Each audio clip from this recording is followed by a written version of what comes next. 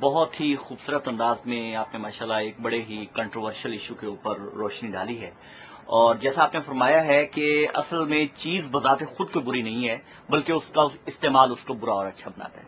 تو جیسا آپ نے فرمایا کہ یہ حد ایک مقرر ہونی چاہیے، تو میرا سوال آپ سے یہ ہے کہ وہ حد کون مقرر کرے گا، علماء کرام یا حکومت؟ اگر ہم اسلام کی تاریخ پہ نظر ڈالیں تو عام طور پہ ہمارے جو بہت اچھے علماء ہیں ان کے اور حکومت کے درمیان میں کبھی کوئی مسالی تعلقات نہیں رہے، تو یہ حد، یہ لمٹ کون مقرر کرے گا؟ دو طرح کی چیزیں ہوتی ہیں جی۔ ایک وہ چیزیں ہوتی ہیں کہ جن میں آپ یونیورسلی یہ فیصلہ کرنے کی پوزیشن میں ہوتے ہیں کہ یہاں حد لگا دی جائے تو آپ لگاتے ہیں، لیکن وہ چیزیں جو اس طریقے کی نہیں ہوتی انہیں فرد کے فیصلے پر چھوڑ دیا جاتا ہے۔ ہر فرد کو اسلام مطلبے کرتا ہے کہ اپنے جسم کی طہارت کا خیال رکھو، اپنے عقلی وجود کی طہارت کا خیال رکھو، اپنے اخلاقی وجود کی طہارت کا خیال رکھو۔ یہ پاکیزگی کا احساس ہے جو آپ زیادہ سے زیادہ لوگوں میں پیدا کریں گے۔ اس کے بعد ہر آدمی اپنے لحاظ سے فیصلہ کر لے گا۔ وہ یہ دیکھ لے گا کہ میں اس وقت اگر کوئی تصویر بنا رہا ہوں، اگر میں موسیقی سن رہا ہوں، تو اس میں کوئی ایسی چیز تو نہیں ہے کہ جو میرے نفس کو آلودہ کر رہی ہے۔ اور یہ آلودگی کا اور طہارت کا احساس آخر جسمانی معاملات میں حدود مقرر کر کے تو نہیں ہوتا۔ انسان کو اتنا غیر معمولی اس معاملے میں اللہ تعالیٰ نے ذوق دیا ہے کہ وہ جیسے ہی باہر نکلتا ہے اسے معلوم ہو جاتا ہے کیا چیز غلاظت ہے کیا نہیں ہے۔ نبی صلی اللہ علیہ وسلم سے جب اس کے بارے میں بہت مشہور روایت ہے یہ پوچھا گیا تو آپ نے اس کا جواب یہ دیا کہ استفت قلبک استفت نفسک، اپنے دل سے پوچھ لو، اپنے نفس سے فتویٰ حاصل کر لو، اور تمہیں خود معلوم ہو جائے گا کہ کیا چیز ایسی ہے جو تمہیں آلودہ کر لی ہے۔ اور اس کو بیان کیا کہ ما ہاکا فی صدرک، وہ تمہارے دل میں خود کھٹک پیدا کر دے گی بھائی نفتک الناس، اگرچہ لوگ اس کے خلاف تم کو فتوے دے رہے ہیں۔ تو اس معاملے میں کوئی حد مقرر کرنے کی ضرورت نہیں ہے، یہ معاملہ انسانوں پر چھوڑ دینا چاہیے۔ ہمارا کام یہ ہونا چاہیے کہ ہم ان کو اسلام کا نصب العین بتائیں، یہ بتائیں کہ پاکیزگی کی اہمیت کیا ہے، حیوانی وجود کی پاکیزگی کیا اہمیت ہے، عقلی وجود کی پاکیزگی کیا اہمیت ہے، اخلاقی وجود کی پاکیزگی کیا اہمیت ہے۔ یہ اہمیت اور یہ احساس پیدا کرنا ہماری ذمہ داری ہے۔ یہ فیصلہ کرنا کہ کہاں پاکیزگی مجروح ہو رہی ہے اور کہاں نہیں ہو رہی، یہ فرد کا کام ہے۔ اور جب فرد یہ فیصلہ کرے گا تو اجتہاد کرے گا، اور اجتہاد کرنے میں دو ہی پہلو ہوتے ہیں، یا صحیح کرے گا یا غلط کرے گا۔ تو حضور نے فرمایا کہ جب نیک نیتی کے ساتھ غلط اجتہاد کرو گے تو اس پر بھی کوئی مواخذہ نہیں ہوگا، اللہ تعالیٰ اس پر بھی اجر دے۔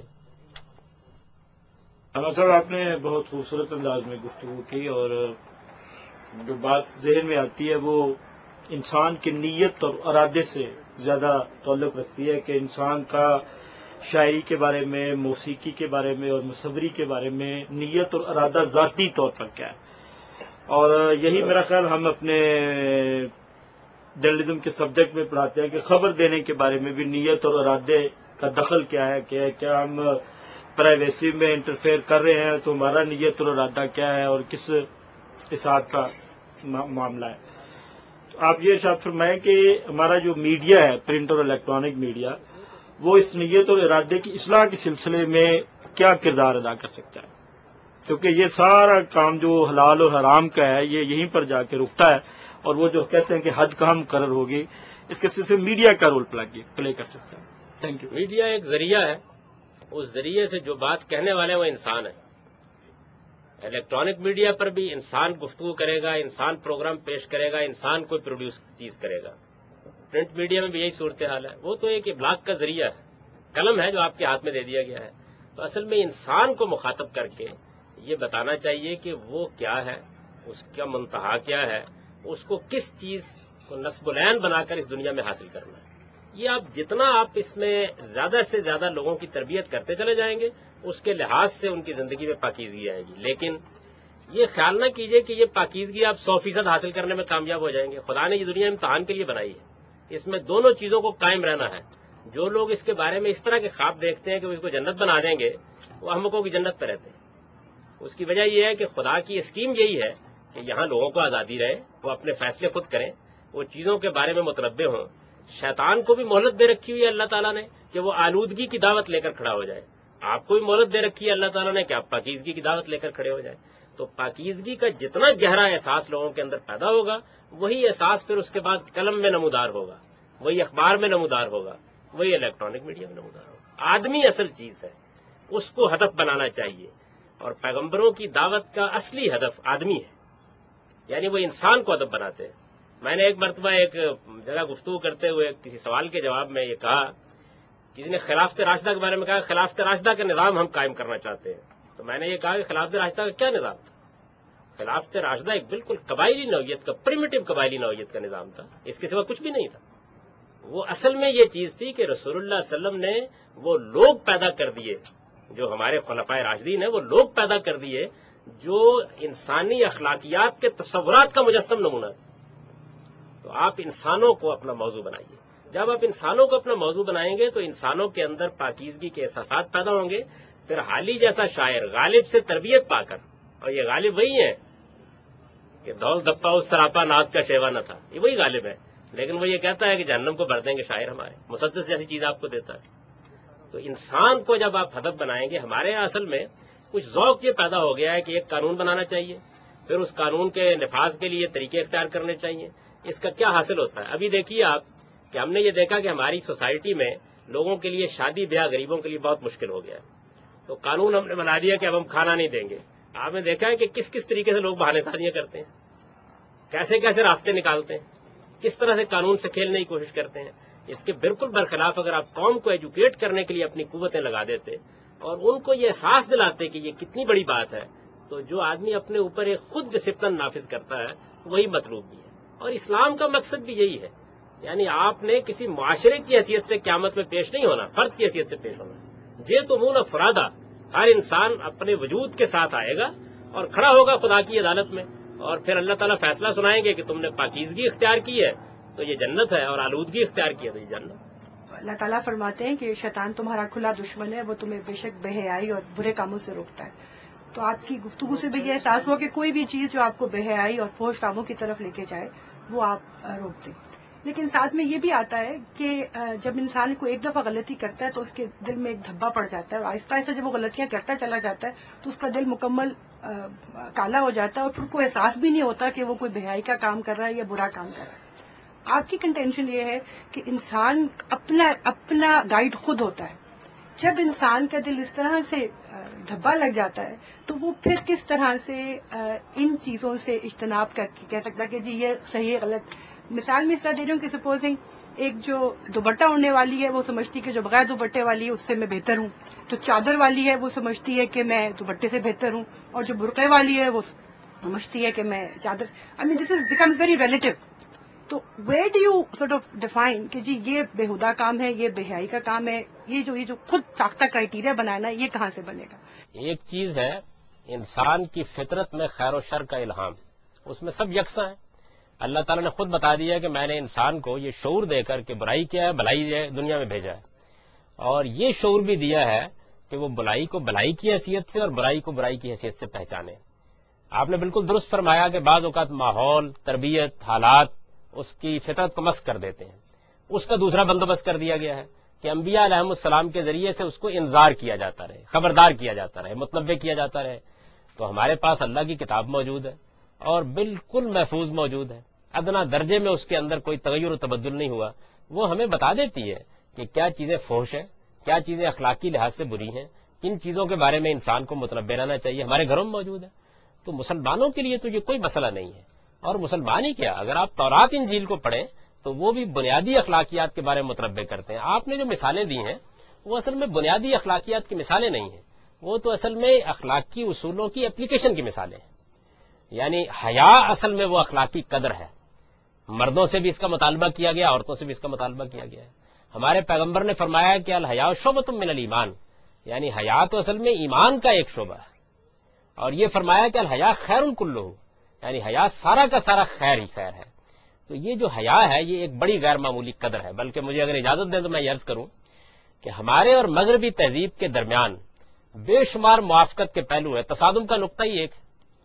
ہمارے ہاں جو تہذیبی ارتقا ہوا اور 12-13 صدیوں تک ہوا، اس تہذیبی ارتقا کو اگر آپ ایک لفظ میں بیان کریں تو ہماری بنیادی قدر، بیسک ویلیو حیا اور حفظ مراتب ہے، بیسک ویلیو۔ اور مغربی تہذیب کی بیسک ویلیو آزادی، فریڈم ہے۔ تو ظاہر بات ہے کہ حیا آدمی کے اندر جھجک پیدا کرتی ہے، ذرا سا اس کو روکتی ہے، کسی بزرگ کے معاملے میں روکتی ہے، ادب کے مقام پر روکتی ہے، اور آزادی اس کے بالکل برخلاف اسے بے مہار بنانا چاہتی ہے۔ آزادی خود ایک بڑی اعلیٰ قدر ہے، حریت خود ایک قدر ہے. ہمارے خلیفہ راشد نے وہ لافانی جملہ کہا تھا کہ تم نے ان لوگوں کو غلام کب سے بنا لیا جن کو ان کی ماں نے آزاد جنا ہے. تو آزادی ہمارے لیے بھی ایک بڑی قدر ہے، لیکن اس آزادی کو ان حدود کے اندر رہنا چاہیے. تو حیا اصل چیز ہے. آپ اس کی آبیاری کریں لوگوں کے ذہنوں میں. اب اس حیا کا آدمی نے اس کو مینیفیسٹ ہونا ہے، اس کی اپلیکیشن ہونی ہے. اپلیکیشن کے دوران میں ایک مقام پر ایک شخص ایک رویہ اختیار کرے گا، دوسرا رویہ اختیار کرے گا. اس تنوع کو برداشت کیجیے. یہ تنوع خود کائنات کا حسن ہے. اس میں ڈائلاگ ہوگا، مکالمہ ہوگا، توجہ بھی دلائی جائے گی. وہ چیزیں جن کے معاملے میں انسان کے بڑی غلطی کھانے کا امکان ہے وہ قرآن نے خود بیان کر دی. اور دیکھیے خواتین کے بارے میں بھی یہ بیان کر دیا اور مردوں کے بارے میں بھی یہ بیان کر دیا کہ وہ لازمی چیزیں کیا ہیں جن کا ان کو ہر حال میں لحاظ رکھنا چاہیے.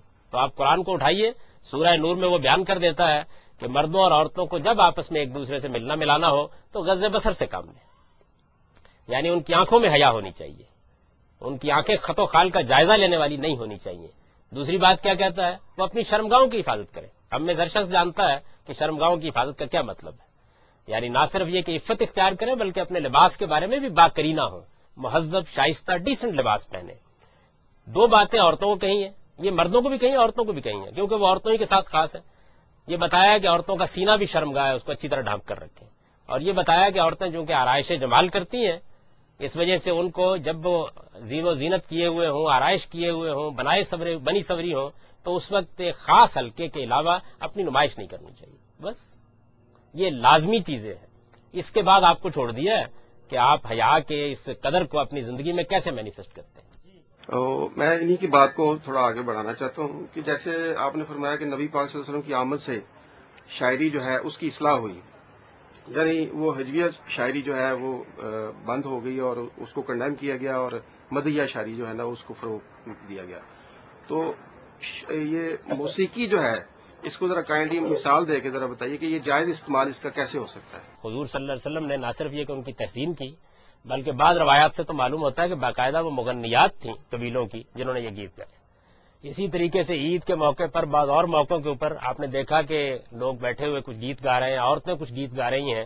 لوگوں نے روکنا چاہا بلکہ سیدنا ابوبکر صدیق نے روکا تو آپ نے فرمایا کہ ان لکل قوم عیدن ھذا عیدنا. ہر قوم کے لیے خوشی کا تفریح کا موقع ہوتا ہے، یہ ہمارے لیے تفریح کا موقع ہے. تو گویا اس چیز کو بھی آپ نے ایک طریقے سے روا رکھا. حضور کے بعد بہت اچھے موسیقار پیدا ہوئے خلفائے راشدین کے زمانے میں. خلفائے راشدین کے بعد اگر آپ کو کبھی موقع ملے تو ہمارے ہاں اس طرح کی چیزوں کا ایک بہت بڑا مجموعہ ہے کتاب و لغانی کی صورت میں.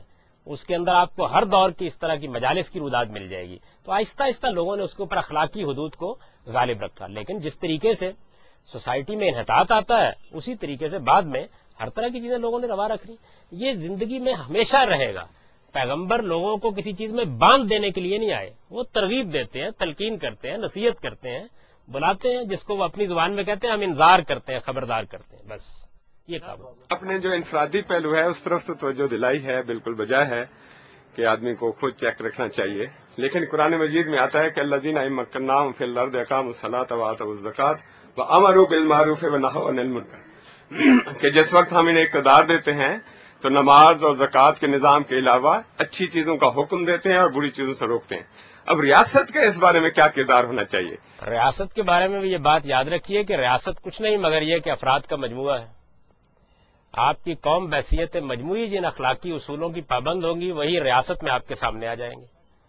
پیغمبروں نے وہاں بھی وہی طریقہ اختیار کیا ہے. یہ بتایا ہے کہ اگر کسی مسلمان قوم کو اقتدار حاصل ہوتا ہے تو دیکھیے اس میں یہ ذکر نہیں کیا کہ حکمران کیا کرے، اس پوری مسلمان قوم کی ذمہ داریاں بیان کی ہیں.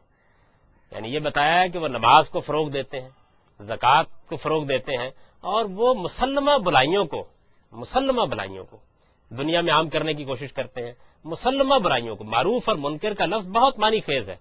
یعنی اس سے مراد شرعی احکام نہیں ہوتے، وہ چیزیں جو یونیورسلی ایکسیپٹڈ ہیں، مانی جاتی ہیں کہ یہ برائی ہیں، مانی جاتی ہیں کہ یہ خرابی ہیں، مانی جاتی ہیں یہ بھلائی ہیں، ان کے فروغ، ان کی تلقین کا کام کرتے ہیں.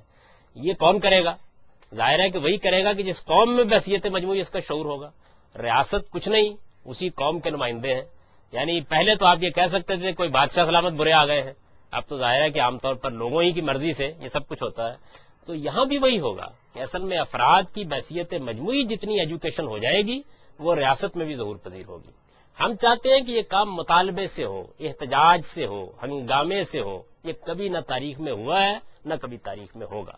اس کا طریقہ بھی یہی ہے کہ آپ قوم کو بحیثیت مجموعی ایجوکیٹ کرنے کی کوشش کریں. جب یہ ایجوکیشن بڑے پیمانے کے اوپر روبہ عمل ہو جائے گی تو اس کے نتیجے میں ایک عمومی دباؤ پڑے گا اور پھر وہ ریاست کے نظام میں بھی آپ کو سامنے نظر آ جائے گا. قرآن نے تو تلقین کر دی, یہ بتا دیا کہ بھئی اگر تمہیں اللہ اقتدار جیسی نعمت دیتا ہے تو اس کا استعمال کیا ہونا چاہیے, یہ بتا دیا اس نے. اب اس استعمال کے لیے فرد ہی ہے جو مخاطب ہے. آپ کی قوم کے اندر سے وہی لوگ نکلتے ہیں, آپ ہی کے یہاں پڑھے لکھے ہوتے ہیں. کیا ان کی سیرت بدل گئی, ان کا کردار بدل گیا, ان کی سوچ بدل گئی, ان کا فکر بدل گیا, ان کے اخلاقی چیزوں کی اہمیت واضح ہو گئی؟ اگر یہ ہو گئی ہے تو ظہور پذیر ہو جائے گی, اگر نہیں ہوئی تو میرے اور آپ کے کہنے سے اور حد لگانے سے کچھ بھی نہیں ہوگا. قوانین کبھی کسی معاشرے کی اصلاح نہیں کرتے, ہمیشہ ترغیب, تلقین اور تعلیم معاشرے کی اصلاح کرتی ہے. لوگ کبھی کبھی مجھ سے پوچھتے ہیں کہ تبدیلی لانے کا ذریعہ کیا ہے. میں یہ کہتا ہوں نہ انتخاب نہ انقلاب, صرف ایجوکیشن, تعلیم ہے.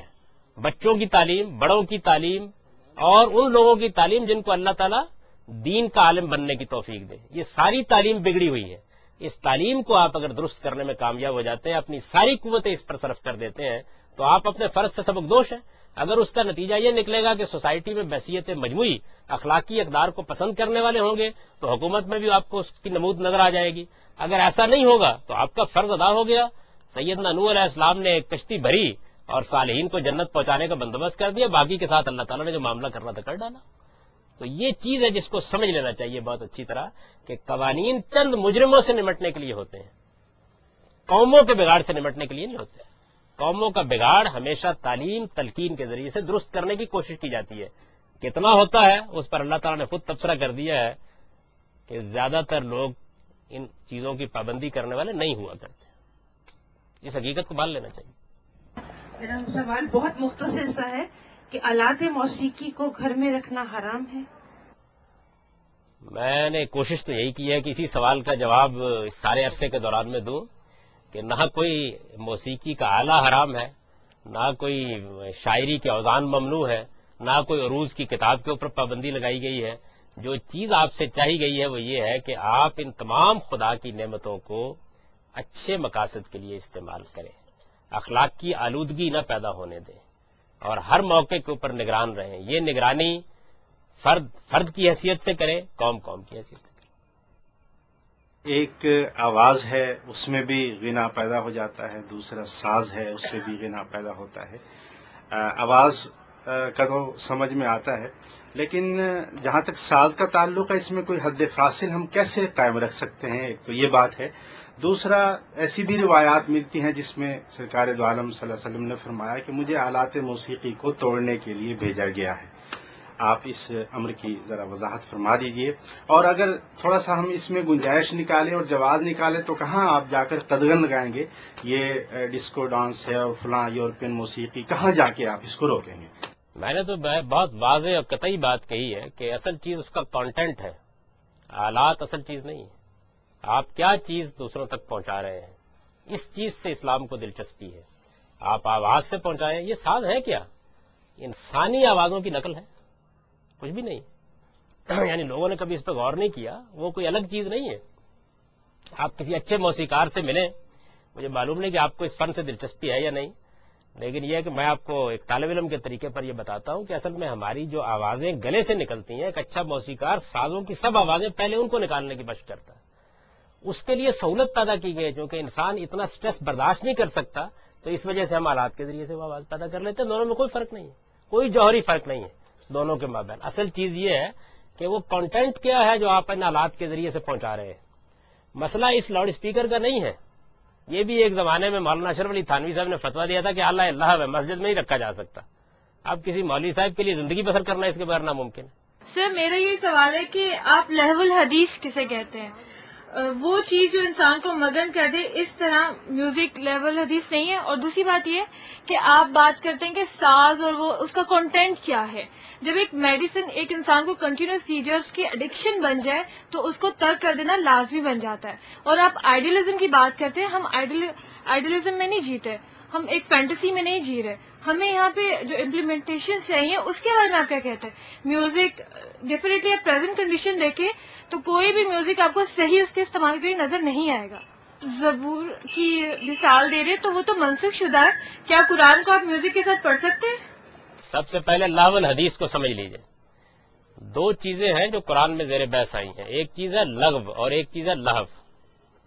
لغو کا مطلب یہ ہے کہ کسی چیز میں کوئی اخلاقی خرابی ہے، چنانچہ مسلمانوں کو یہ کہا گیا ہے کہ وہ ہم عن اللغو مورزون، وہ لغویات سے پرہیز کرتے ہیں. لہو وہ چیزیں ہیں جو تفریح کا ذریعہ ہوتی ہیں، یہ بالکل جائز ہے. چنانچہ دیکھیے سورہ جمعہ میں اللہ تعالیٰ نے باقاعدہ ذکر کرتے ہوئے یہ کہا ہے کہ جب آپ خطبہ دینے کے لیے کھڑے ہوئے تو یہ لوگ تجارت اور لہو کی طرف لپک گئے. صحابہ کرام کا ذکر ہو رہا ہے، تو لہو اور چیز ہے، لغو اور چیز ہے، پہلی بات. دوسری چیز یہ ہے کہ کوئی لہو تفریح ناجائز تو نہیں ہے، لیکن ذرا تھوڑی دیر کے لیے تصور کریں کہ میری جگہ یہاں محمد الرسول اللہ جمعہ کا خطبہ دینے کے لیے کھڑے ہوں اور آپ تفریح کر رہے ہو، تو جائز رہے گی وہ چیز. تو یہ بات ہے جو قرآن مجید نے اس موقع پر کہی ہے، منہم من یشتری لہو الحدیث، کہ ایک طرف خدا کا پیغمبر دین کی دعوت پہنچا رہا ہے اور کچھ لوگوں نے پیغمبر کی بات سے لوگوں کو روکنے کے لیے اس طرح کی تفریح کی چیزوں کو ایک مظنہ بنا کے ان کے لیے رکھ دیا. تو وہی چیز جب پیغمبر کی دعوت کے مقابل میں آئے گی تو اس کی نوعیت بالکل تبدیل ہو جائے گی. اسی طریقے سے جب آپ یہ دیکھیں کہ کسی چیز میں لوگوں کا اشتغال بہت بڑھ گیا ہے، آپ کا بچہ ہے کرکٹ کھیلنے کو تو ناجائز نہیں سمجھتی نا آپ، لیکن اگر پڑھنے کی بجائے سارا دن کھیلنا شروع کر دے، بیڈ روم میں بھی کھیلنا شروع کر دے تو کیا کریں گے؟ اس کو میں نے عرض کیا تھا کہ کسی چیز کا استعمال بعض اوقات ایک حد سے بڑھ جاتا ہے تو اس میں ہر مسلح اصلاح کرتا ہے، ماں اصلاح کرتی ہے، باپ اصلاح کرتا ہے، پیغمبر بھی اصلاح کرتا ہے. پیغمبر بھی آپ کے خیرخواہ کی حیثیت سے کھڑا ہوتا ہے کہ آپ کے اندر کوئی آلودگی پیدا نہ ہونے پائے. تو پہلی چیز یہ کہ لہو الحدیث کا جہاں ذکر آیا وہاں اس کا ترجیح دینا زیر بحث ہے کہ ایک طرف اللہ کی دعوت ہے اور دوسری طرف یہ ہے، ایک ہی طرف اللہ کی کتاب ہے اور دوسری طرف یہ ہے، ایک طرف خدا کا پیغمبر خطبہ جمعہ کے لیے کھڑا ہے اور دوسری طرف یہ ہے.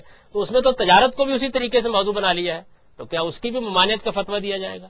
تو یہ غلط تعویل کی ہے جن لوگوں نے اس کی ہے، وہ بات بالکل مختلف ہے جو وہاں کہی گئی.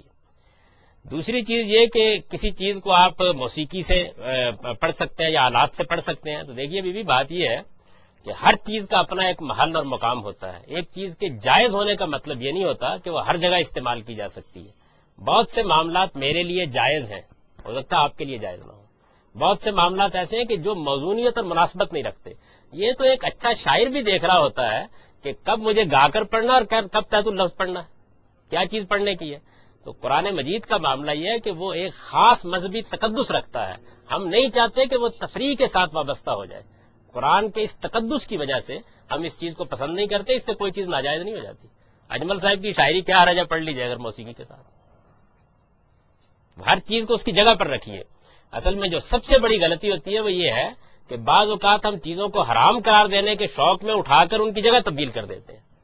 ان تمام چیزوں کو جگہ پر رکھیے.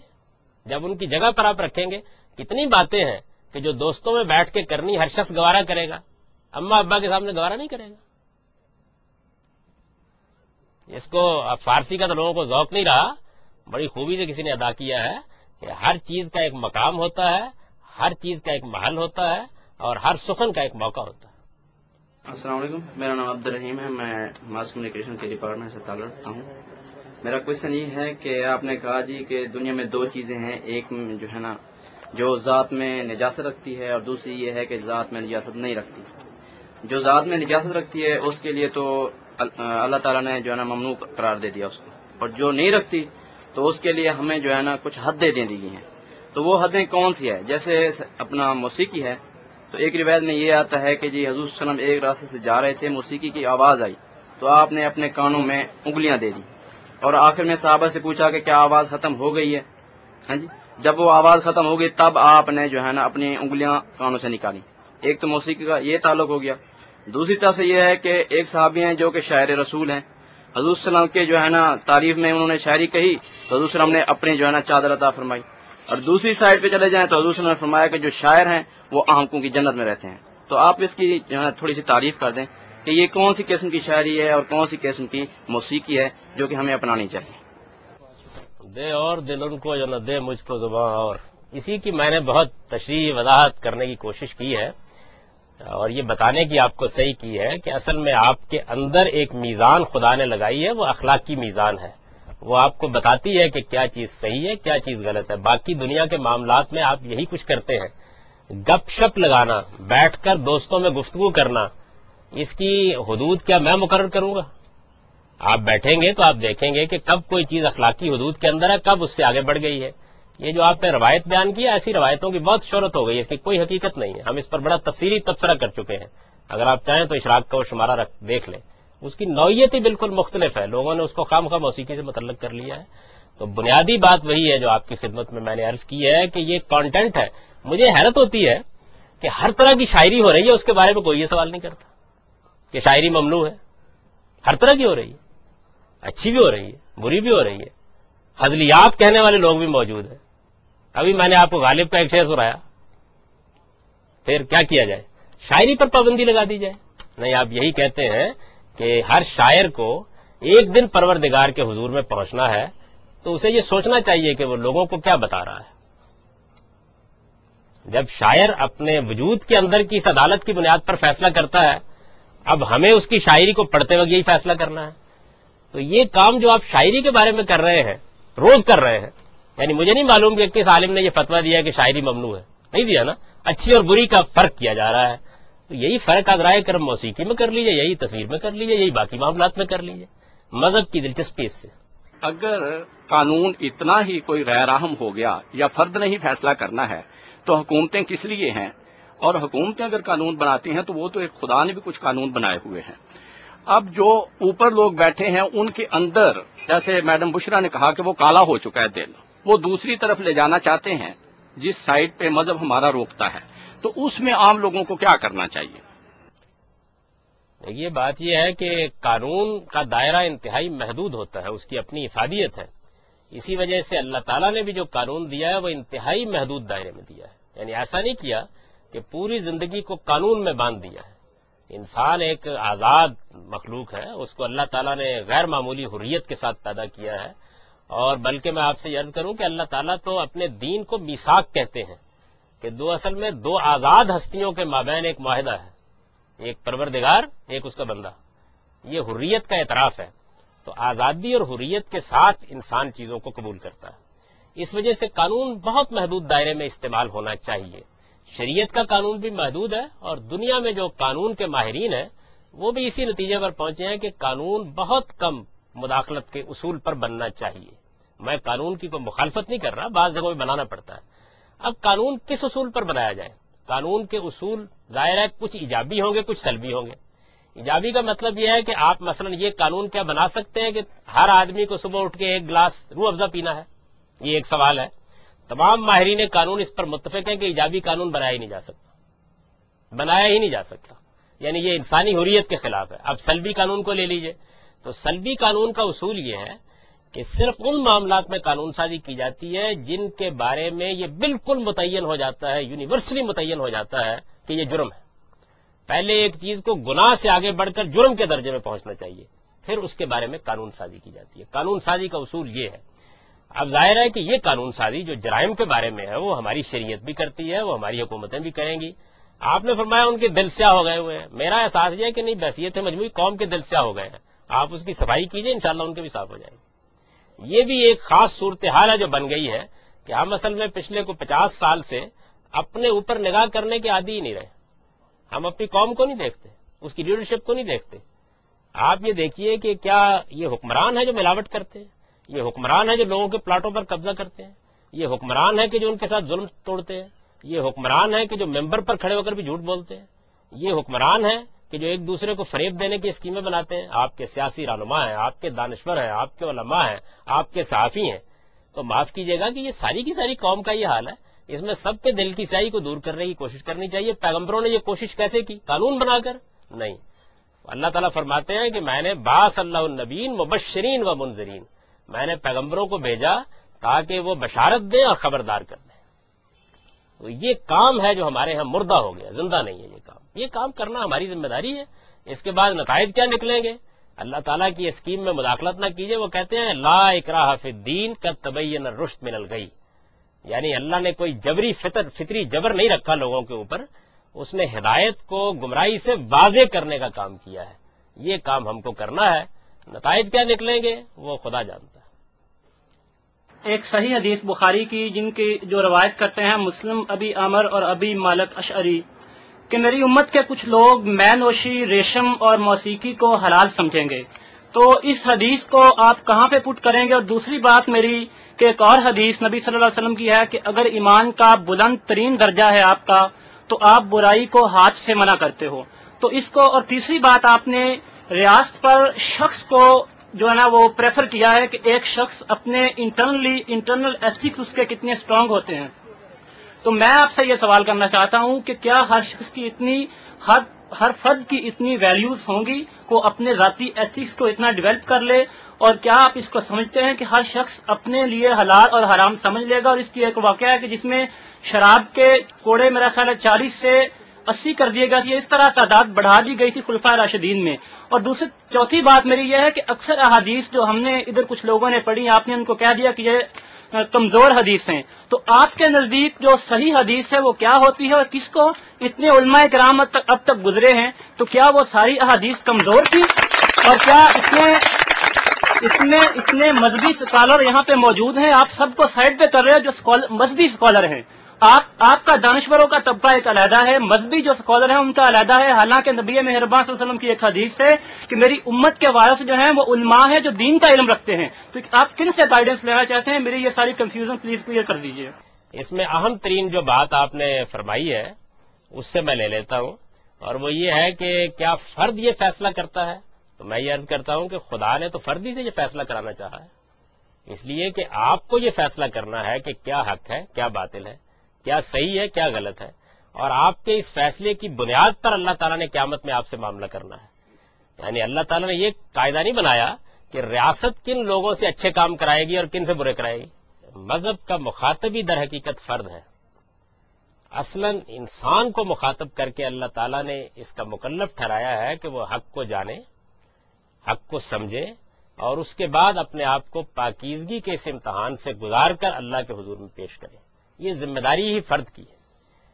فرد کی یہی ذمہ داری ہے جو قومی ذمہ داری بعض حالات میں بن جاتی ہے، اور اس میں قوم سے بھی کچھ تقاضے کیے جاتے ہیں. اسلام کے احکام کی دو نوعیتیں ہیں. ایک احکام وہ ہیں جو فرد کو دیے گئے ہیں، ایک احکام وہ ہیں جو معاشرے کو دیے گئے ہیں.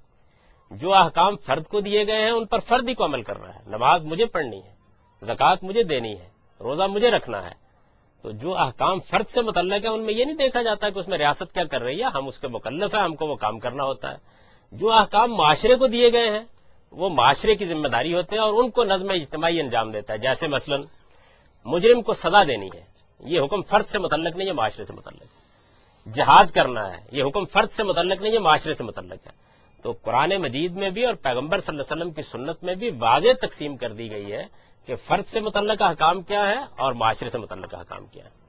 دوسری بات یہ ہے کہ جب آپ کسی روایت کو سمجھتے ہیں تو یہ بات اہل علم کے درمیان بالکل مسلم ہے کہ روایات چونکہ اس طریقے سے نقل ہوئی ہیں کہ ان میں بعض اوقات ایک بات بالکل اجمال میں بیان ہو جاتی ہے، پورے دین کو اور باقی روایات کو ساتھ رکھ کر اس کو سمجھا جاتا ہے. ویسے تو میں آپ کے سامنے ایک روایت پڑھ دیتا ہوں کہ اللہ تعالیٰ نے مصور پر لعنت کی ہے. سوال یہ ہے کہ یہاں مصور سے مراد کون سا مصور ہے؟ اس پر الف لام ہے عہد کا، ایک مخصوص صورتحال ہے جس میں یہ بات کہی گئی ہے، اس کو سمجھا جائے گا. تو جو معازف والی آپ نے حدیث پڑھی ہے یستحل المعازف، اس میں بھی الف لام ہے.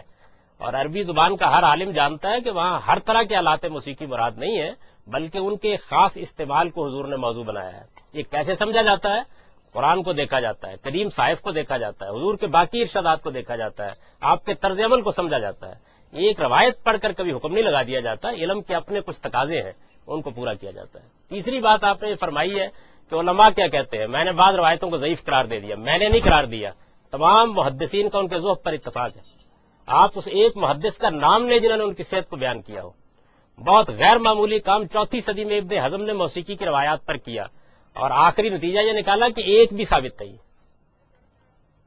تو یہ میں نے اپنی طرف سے کوئی فتویٰ نہیں ارشاد فرمایا. میرے نقطہ نظر کے خلاف اگر آپ کوئی رائے رکھتے ہیں بسم اللہ، اسی طرح کی مجلس منعقد کریں، اس کو پیش کریں، اس کے دلائل دیں. جو کچھ مجھے عرض کرنا تھا کر دیا. اور کوئی اس طرح کی عمومی مجلس اس کی متحمل نہیں ہوتی کہ آپ ایک ایک چیز کے سارے فنی استدلال کو بیان کریں. آپ تشریف لے آئیے، ان میں سے ہر روایت کے اوپر میرے ساتھ گفتگو کر لیجیے، میں بتا دوں گا کہ ان کی کیا حیثیت. تو علم کی دنیا جو ہے جذبات کی دنیا نہیں عزیزم. آپ نے جو ہے نا قرآن کو بتایا کہ وہ that should be the criteria, جو بھی بات ہے قرآن میں آتا ہے کہ جی خواتین عورتوں کو جب وہ مردوں سے گفتگو کریں تو سخت لہجے میں گفتگو کریں تاکہ ان کے دلوں میں کسی قسم کا برے خیال نہ آئے. تو اگر ہم اسی سے آگے انالوجی نکالیں تو پھر خواتین کے گانے کی کیا حقیقت بنتی ہے، کیونکہ وہ تو بڑے ترنم سے کیا جاتا ہے. تو اس کا دین this means that women should not sing in public.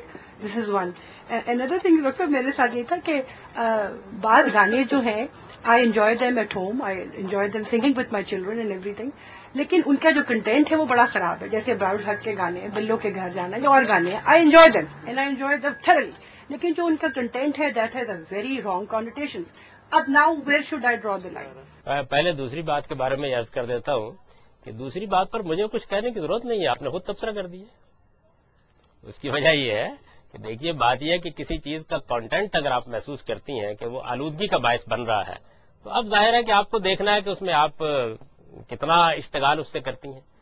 اس معاملے میں بھی یہ بات سمجھ لینی چاہیے کہ ایک آلودگی وہ ہے جو مثال کے طور پر بدکاری کرنے سے پیدا ہوتی ہے، ایک آلودگی وہ ہے جو کسی غلط چیز کو سننے سے پیدا ہوتی ہے. ظاہر ہے کہ اس میں سے ہر چیز کا ایک درجہ ہے اور ہر چیز کا ایک مقام ہے. تو یہی چیز ہے جو میں سمجھتا ہوں کہ مذہب بیدار کرنا چاہتا ہے آپ کے اندر، کہ آپ اپنی اس عدالت کو آواز دیں کہ کیا چیز آپ کو آلودہ کر رہی ہے، آپ کی پاکیزگی کو کیا چیز خراب کر رہی ہے. تو اس معاملے میں دیکھیے نا آپ نے خود ایک بہت اچھا تبصرہ کر دیا. اب ہو سکتا ہے کہ کوئی دوسرا آدمی اس گانے کی ایک بڑی اچھی توجیہ کر کے یہ کہے کہ اس میں تو ایسی بات کہی گئی ہے کہ کیا کہنے، اس سے تصوف کی منازل طے ہوتی. تو اس کے حقیقی کا بیان ہے، اور بلو تو اصل میں بلے شاہ کی وہی بلو ہے. تو یہ ہو جائے گا نا. اس وجہ سے اس طرح کی چیزوں کے معاملے میں فرد ہی کو فیصلہ کرنا ہوتا ہے اور اسے فیصلہ کرنے دیجیے. ریاست میں اگر مثال کے طور پر کوئی معاملہ ہوگا تو اس میں بھی یہی چیز ہو جائے گی، یعنی جن لوگوں کے پاس نظم حکومت ہوگا وہ یہ فیصلہ کر لیں گے اور اس بات میں کہہ دیں گے. آپ نے جن آیات کا حوالہ دیا ان کا ایک خاص پس منظر ہے، وہ اچھی طرح سمجھ لیجئے. رسالت مآب صلی اللہ علیہ وسلم کے گرانے کو ایک خاص موقع پر منافقین نے اسکینڈلائز کرنے کے لیے ایک پوری مہم چلا دی تھی. یہ اسی کا حصہ تھا جس میں سیدہ عائشہ پر تہمت لگائی گئی. چنانچہ رسول اللہ صلی اللہ علیہ وسلم کی ازواج مطہرات کے لیے تاکہ حضور کی خصوصی حیثیت میں آپ کی شخصیت مجروح نہ ہو جائے، پیغمبر کی اخلاقی حیثیت مجروح ہو جاتی تو کیا رہ جاتا باقی دین کے پہنچنے کا معاملہ. تو اللہ تعالیٰ نے کچھ خصوصی احکام دیے. ان خصوصی احکام کے مطابق ازواج مطہرات کے لیے باہر نکلنے تک پہ پابندی لگا دی گئی. ان کے چند اعضاء کے سوا اجازت لیے بغیر کوئی گھر میں نہیں جا سکتا تھا. یہ ایک مخصوص صورتحال کے احکام ہے. انہی میں وہ حکم بھی دیا گیا کہ یہ منافق مسجد میں بیٹھے ہوتے ہیں اور یہ کوئی چیز لینے کے بہانے پردہ اٹھا کے اندر چلے جاتے ہیں. آئندہ کوئی شخص نہ جائے، پردے کے پیچھے سے جو کچھ بھی لینا ہو حضور کے گھر سے لیا جائے. مسجد میں گھر تھا نا چونکہ، اور تاکہ ازواج مطہرات کی شخصیت پر کوئی اس طرح کی کیچڑ نہ اچھالی جائے. یہ کوئی عمومی احکام نہیں ہے، اس وجہ سے ان سے استدلال ٹھیک نہیں. اب باقی رہ گئی یہ بات کہ کیا کرنا چاہیے عورتوں کے گانے کے بارے میں. وہی بات جو میں نے آپ سے کہی، دیکھیے کیا چیز آلودگی پیدا کرتی ہے، کیا چیز پاکیزگی کو فروغ دیتی ہے. اس کا فیصلہ آپ ہی کو کرنا ہے. جو کام آپ کو کرنا ہے وہ دوسروں سے کیوں کراتے ہیں؟ اور یہ فیصلہ ہر آدمی اپنے حالات کے لحاظ سے، اپنی شخصیت کے لحاظ سے کرتا ہے. پھر اس میں وسعتیں ہوتی ہیں. کچھ چیزیں ایسی ہوتی ہیں کہ جن پر آپ اپنے بچوں کی تربیت کر رہے ہوتے ہیں، کچھ چیزوں میں الاؤنس دیتے ہیں، کچھ چیزوں پر پابندی لگاتے ہیں، کسی موقع پہ سختی کرتے ہیں، کسی موقع پہ نرمی کرتے ہیں. جب آپ ان سب چیزوں کو فقہ اور قانون بنا دیتے ہیں تو حکمت جو لوگوں کی اصلاح کی ہے ختم ہو جاتی ہے. ٹھیک ہے جی. بات یہ ہے کہ گانے پاکیزگی پیدا نہیں کرتے. سوال یہ ہے گانے کسی پاکیزگی کو خراب کر رہے ہیں؟ کچھ چیزیں پاکیزہ ہوتی ہیں، کچھ آلودہ ہوتی ہیں اور کچھ نہیں ہوتی. یعنی آپ صرف سیاہ اور سفید میں کچھ چیزوں کو دیکھتے ہیں. کچھ چیزیں محض سادہ تفریح ہوتی ہیں. مثال کے طور پر آپ دوستوں کے درمیان بیٹھ کے ایک دوسرے کو لطیفے سنا رہے ہیں، وہ غلیظ لطیفے ہوں گے تو ظاہر ہے کہ ہر شخص اس سے ابا کرے گا. وہ لطیفے ایسے ہوں گے جس پر ہنسنے کو جینا چاہے تو ہر آدمی اس سے گریز کرے گا. وہ ایسے بھی ہو سکتے ہیں کہ جو نہ پاکیزگی پیدا کرتے ہیں نہ آلودگی پیدا کرتے ہیں، صرف تفریح کا موقع وہاں پہنچاتے ہیں. تو آپ چیزوں کو بلیک اینڈ وائٹ ہی کیوں دیکھتے ہیں؟ ان کے درمیان میں بھی ہوتی ہیں چیزیں.